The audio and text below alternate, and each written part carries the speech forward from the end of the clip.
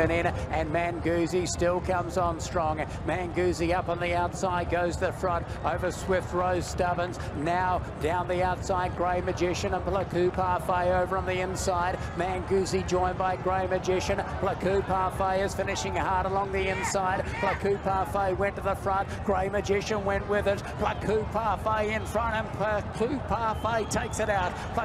All right, welcome back to part 3 of Why Horses Won't Win the Kentucky Derby. Today we're tackling Parfait, winner of the UAE Derby, and really that race he's had an asterisk next to it.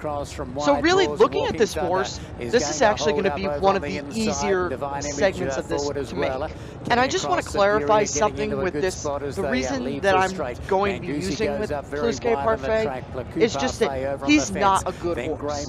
Like, when I said yesterday that I don't think Vekoma is that good, Vekoma's still a good horse. You don't win races like the Bluegrass Stakes if you're not a good horse. I just don't think Vekoma is talented enough to beat horses like Game Winner or Omaha Beach, winner of the Arkansas Derby that happened yesterday, or specifically Roadster, the horse that I think is going to be the favorite. But don't get me wrong, Vekoma's still a good horse. And I think if you're going to look at the Kentucky Derby around maybe like Friday or Saturday, he's probably going to be the 5th or 6th favorite in the race. Again, I would not pick him, but Vekoma is definitely going to have some people backing him, and the fact that he has Javier Castellano, who's one of the best jockeys in the country, is a big boost to his chances. But we know with Parfait, he's just not a good horse. I mean, you look back at his runs, it took him 3 tries to break his maiden, and then he was 2nd in the Kentucky Jockey Club, so I will give him that.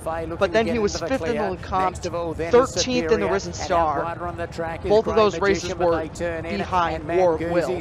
So it was very clear that he was not able to handle the American competition. So he goes over to Dubai, where the favorite in that race was the Godolphin Filly Divine Image, which I think this is an indictment on her talent. It showed that if she had run in the Derby, she would not have won, because she was a no-show in that race. I mean, Americans ran 1-2 in that race. You look at his record, though, and you see the drop-off from the Kentucky Jockey Club, 5th in the Lecomte, 13th in the Risen Star.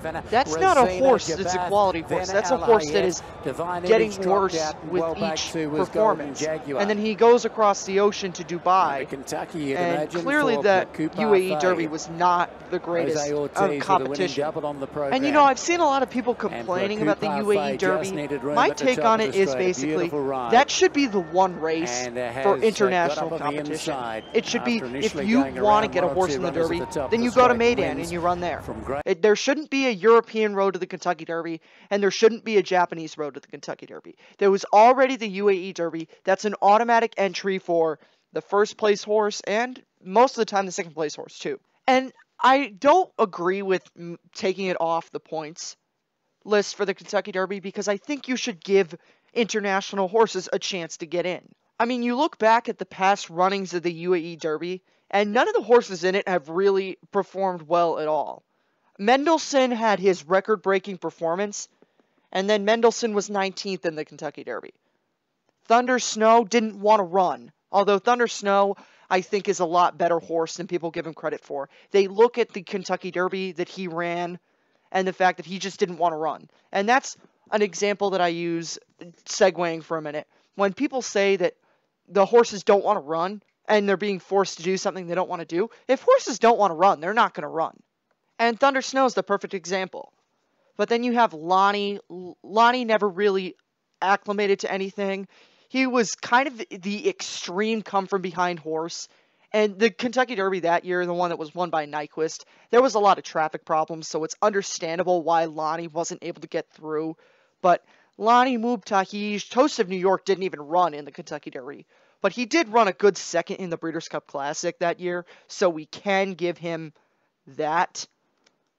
But ultimately, this is not a race that produces Derby horses. Regal Ransom was a pace setter in 2009. Discreet Cat was a miler. Discreet Cat, I don't think, even ran in the Kentucky Derby. So ultimately, the reason why I don't think Parfait is going to win the Kentucky Derby is because he's just not that good of a horse.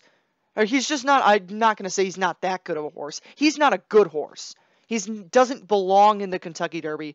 And the owners, credit to them, though, they realized that he wasn't good enough in the United States, and they took him across the ocean, and they got into the Derby. And I'm all for people doing that. If you have an opportunity to get into a race like that or to win a race like that, that's why I always get mad at people who say that, you know, that horses that run in the Breeders' Cup Dirt Mile, like City of Light and Liam's Map, and skip the Classic, they're taking the easy way out. Who cares? It's a Breeders' Cup race. I mean, you can get mad that they're not running in the best race and not giving you the best product, but ultimately it's a business for them. And so they're going to go where they can make the best money. And they wanted to get into the Kentucky Derby, and they realized, and credit them for this, they realized that this was their only chance to get in, because he was not going to run well in the Louisiana Derby, and he was not going to run well anywhere else. So credit to them. They took the horse the place where he was going to win. But now that he's in the field, he's going to be another page in the UAE Derby does not produce Derby horses. So that's it for Plus Que Parfait. I will see you tomorrow for the video on the newly cemented Omaha Beach. Ninth Alps as they come for home. Then Boyland and Most Speed is last of 12. They're homeward bound. 3/4 at 1 minute 14.63 seconds. It's War of Will who's taken charge in this final fairgrounds furlong for Tyler Gaffalione. Pull clear from Maniwa. Hog Creek Hustle is staying on. Plus Que Parfait between horses. They're close to home. It's War of Will. Runs out impressively in the Lecomte. 1 by 4.